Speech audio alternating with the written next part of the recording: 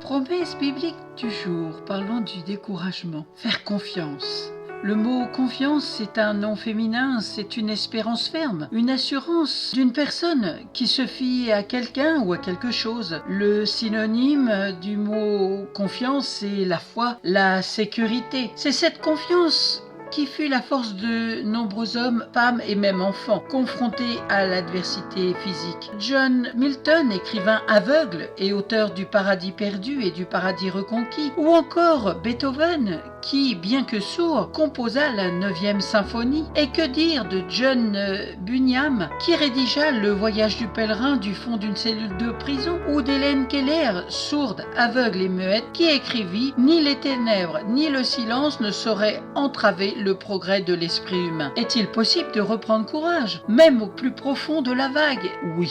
Personnellement, j'en ai fait l'expérience. Et c'est aussi le message de nombreux personnages bibliques qui ont choisi la confiance face au découragement. Tel que Job, qui avait pratiquement tout perdu sauf la vie. Il a pu affirmer « Même s'il voulait me tuer, je m'attendrai à lui. Oui, devant lui, je défendrai ma conduite. » Relisez cela dans la Bible, dans Job, chapitre 13, verset 15. C'est également le message de David. « Quand je marche dans la vallée de l'ombre de la mort, je ne crains aucun mal, car tu es avec moi, ta houlette, ton bâton, voilà mon réconfort. » C'est dans le psaume 23, verset 4. Ou alors, le prophète Isaïe. « À celui qui est ferme dans ses dispositions, tu assures la paix. » La paix parce qu'il se confie en toi. C'est dans Ésaïe, chapitre 26, verset 3. Et voyons enfin Paul, qui écrivait aux Romains « Car je suis persuadé que ni la mort, ni la vie, ni les anges, ni les dominations, ni le présent, ni l'avenir, ni les puissances, ni les êtres d'en haut, ni ceux d'en bas, ni aucune autre créature ne pourra nous séparer de l'amour de Dieu en Christ, Jésus notre Seigneur. » Vous pouvez relire cela dans Romains chapitre 8, versets 38 à 39.